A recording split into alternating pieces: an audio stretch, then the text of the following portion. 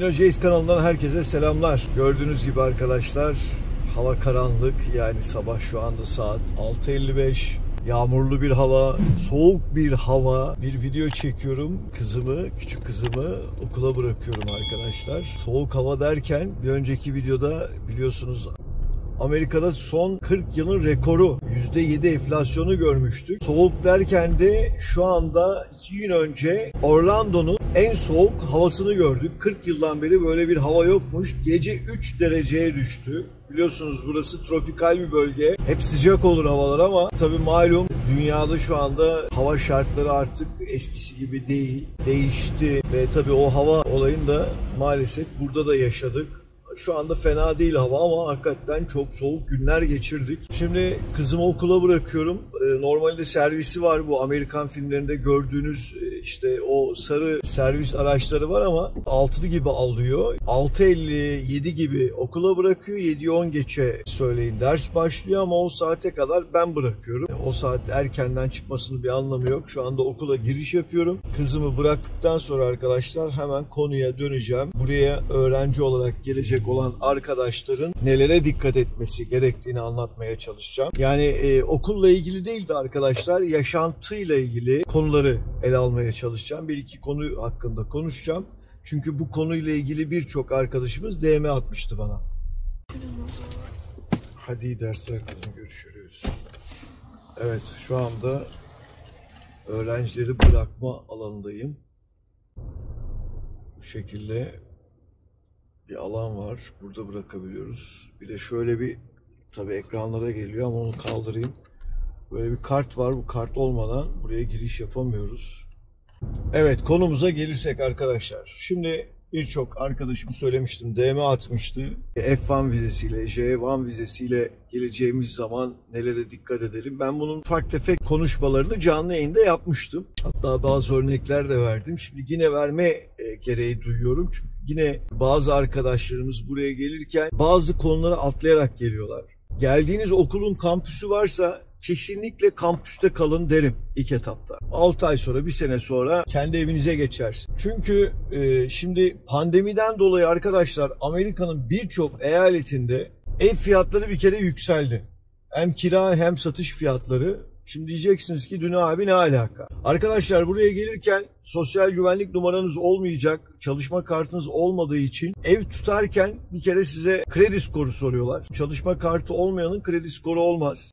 O yüzden hani bazen böyle aracı firmalar falan giriyor devreye. Tabii adamlar komisyonunu alıyor. Artık ev sahipleri bu aracı firmalarıyla birçoğuyla çalışmıyorlar, öyle söyleyeyim size. Çünkü pandemi döneminde birçok öğrenci kirasını ödeyemedi. Normal vatandaş da ödeyemedi. O yüzden ev sahipleri öğrenciler konusunda çok aşırı titiz bir şekilde ev vermeye çalışıyorlar. Birçoğu da vermiyor.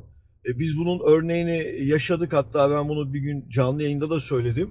3 tane Türk genç kardeşimiz gelmiş buraya. İşte hiç kampüs sormadan, artık dil okuluna mı geldiler, okula mı geldiler bilmiyorum, tam emin değilim çünkü tanımıyorum arkadaşları.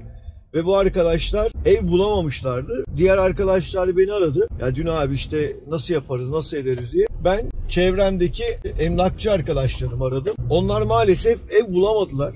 Ve bu arkadaşlarımız Airbnb'de kalmak zorunda kaldılar ve geceliği 150-200 dolar verdiler. Çok büyük paralar. Artık bilmiyorum şu anda buldular mı bulmadılar mı. Epey bir zaman ev bulamamışlardı ve çok büyük rezillikler yaşamışlardı. Yani Amerika'ya bir öğrenci geldiği zaman arkadaşlar ilk başta ev konusunu çözmeniz lazım. En önemli konu o. Evi çözemezseniz çok büyük problemler yaşarsınız. Hatta bir örnek daha vereyim. 2016'da benim kayınbiraderim New York'a geldi. Gerçi New York, işte Chicago, Kaliforniya gibi metropol dediğimiz yerlerde o sıkıntı olmuyor. Ama şöyle sıkıntılar var. Kayınbiraderim 6-7 kişiyle beraber bir evde kalmışlar ve 2016'da 1100 dolar kira veriyordu arkadaşlar. Ortak tuvalet kullanım hakkı, bir odanın içinde 3-4 kişi kalıyorlar.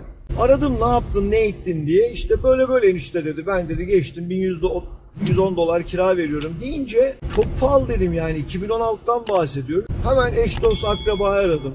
O zaman ben Türkiye'deydim, Amerika'da değildim. Sağ olsunlar bir ev buldular 600 dolara. Diyelim ki arkadaşlar roommate bir eve geçeceksin.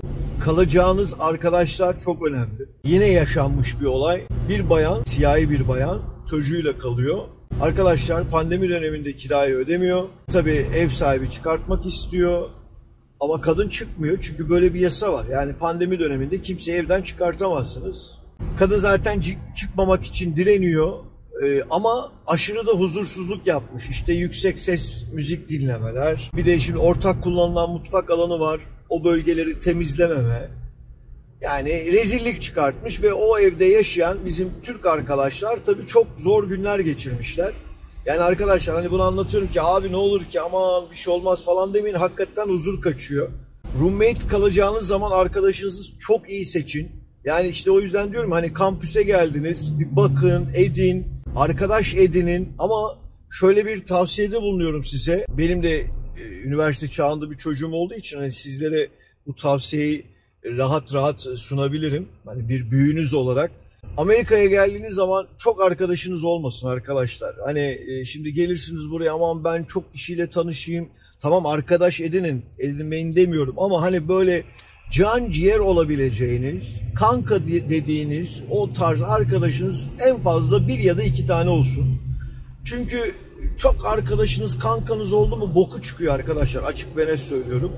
O yüzden bir iki arkadaşınız olsun, böyle derdinizi anlatabileceğiniz, bir takım konularınızı paylaşabileceğiniz ve o arkadaşlarınızı iyi seçin ve o arkadaşlarınızla eve geçinin ki hani başınız ağrımasın. Tanımadığınız, etmediğiniz bir adamla ya da bir bayanla geçeceğiniz zaman arkadaşlar yarın bir gün çok büyük problemler yaşarsınız. Pişman olursunuz. Depozito veriyorsunuz. Yani kolay değil bu işler arkadaşlar. Cebinizden para gidiyor. Ondan sonra çıkıyorsunuz, o depozitoyu hemen alamıyorsunuz. Aradan 2-3 ay sonra geçiyor. Öyle alıyorsunuz. Yani dil okuluna gelen ya da normal okula gelen Türkçe konuşan arkadaşlarınız fazla olmasın arkadaşlar. Yani bu sizin için büyük bir handikap. Hani bunu söylemeyeyim. Zaten bunu biliyorsunuzdur. Yabancı uyruklu ya da Amerikalı İngilizce konuşabileceğiniz bir ortam olsun ki hem dilinizi geliştirin hem sizin için de iyi olur. Bir de arkadaşlar yine yaşanmış olaylardan örnek veriyorum. Bu arada bakın şimdi konuya girmeden önce görüyor musunuz? Sağda bir ışık yanıyor. Bakın burası okul bölgesi, ilkokul öğrencilerin bölgesi. Bakın şu amcam hızlı gitti, hatta hala hızlı gidiyor. Tabelada göreceksiniz 20 ile gideceksiniz diyor. 20'yi geçemezsiniz burada arkadaşlar. Tabii o beyefendi ya da hanımefendi hızlı gitti. Polis eğer ilerideyse anında ceza kesiyor ve mahkemeye çıkıyorsunuz. Okul önünde arkadaşlar hızlı gidemezsiniz. Bakın tabela o yol bittiğini söyledi ve şu anda hızlanıyorum. Diğer konu ise arkadaşlar geldiniz. Şimdi burada araba ucuz fiyatlar yani memleketimize göre ucuz. Geldiğiniz zaman hemen böyle işte ne bileyim Mustang, Camaro falan tarzı böyle arabalar almamaya çalışın. Evet ucuz alabilirsiniz. Paranız çoktur tamam verin derim ama bence hiç gerek yok arkadaşlar böyle şeylere.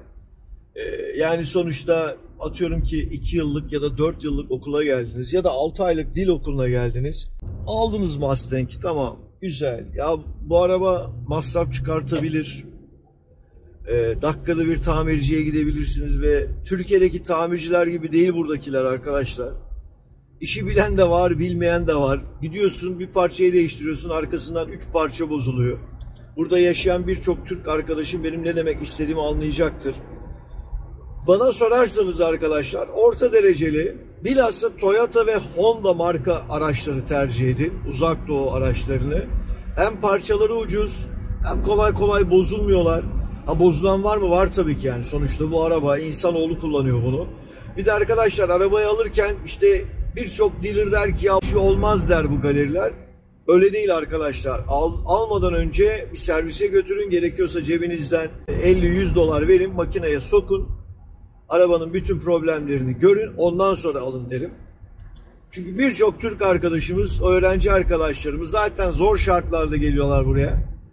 Şimdi belirli yerlerde tabii metro ve otobüs ağı olmadığı için araba almak zorundalar. Mesela bizim Orlando bu bölgede arkadaşlar hani metro yok.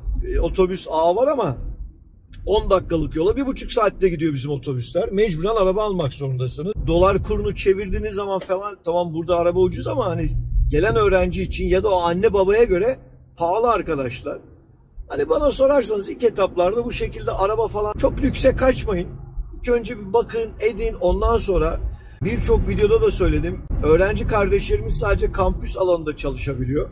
Yoksa dışarıda çalışamıyor ama çalışan var tabii ki. Yok değil. Çalıştığınız zaman cebinize para girecek. Ya ben para kazanıyorum gider alırım derseniz tabii o keyif sizin ama ben sizin yerinizde olsam o parayı biriktiririm. Gece böyle dışarı çıkmayın derim. Her zaman böyle partiler olur. Tamam eğlenin ama hani böyle bazı Türk kardeşlerimiz bokunu çıkartıyor. Kulağımıza geliyor, duyuyoruz. Yapmayın. Size tavsiye etmiyorum bunları. Yani öğrencisiniz sonuçta. Okulunuza adapte olacaksınız. Hani benim de sonuçta öğrenci çocuklarım var. O yüzden hani şu anda beni takip eden kardeşlerim de o şekilde gördüğüm için hani kıyamıyorum ne derler hani bir baba şeyi var. O yüzden birçok kardeşimizin de dikkatli olmasını rica ediyorum. Ya aslında çok konuşulacak şeyler var da aklıma gelenler şu anda bunlar ama bir de DM'ler de bu şekilde gelmişti bana. Sorular da bu şekilde gelmişti. Eve gelmeden önce ayarlayacaksınız. İşte bunu acentelerle ya da okulun işte danışman firmalarıyla çözün. Ya da çevredeki akrabalarla çözün. Bana yazan oldu. Arkadaşlar Orlando'da şöyle bazı sistemler değişti. Şimdi ben kredi skoru yüksek olanlar kefil olup başkasının adına ev tutabiliyorlardı. Öğrenci olunca arkadaşlar o da sıkıntı oldu. Onu da yapmıyorlar. Hani şimdi bazı arkadaşlarınız bana DM atabilirler. Maalesef faydalı olamayacağım. Açık ve net söylüyorum. Hani bende yalan yok arkadaşlar. Başka konularda tabii ki yardımcı olmaya çalışıyorum. 2. Arkadaşlarınızı çok iyi seçin. Bakın bu kulağınıza küpe yapın bunu. 3. Araba alırken dikkatli olun. Gidip de böyle lüks arabalar almanıza gerek yok diyorum. Benim anlatacaklarım bu kadardı. Klasik Amerika gününden sabahın köründe böyle gözlerim şiş, saçlarım darmadan bu şekilde beni dinlediniz. Çok teşekkür ediyorum. Bu arada sevgili kardeşlerim bakın abone olmayan birçok takipçim var. Bunları ben analiz bölümünde görüyorum. Epey bir rakam var yani. Bu arkadaşlardan da rica ediyorum. Yani bir butona basmak zor değil. İşte bildirim zilini açın.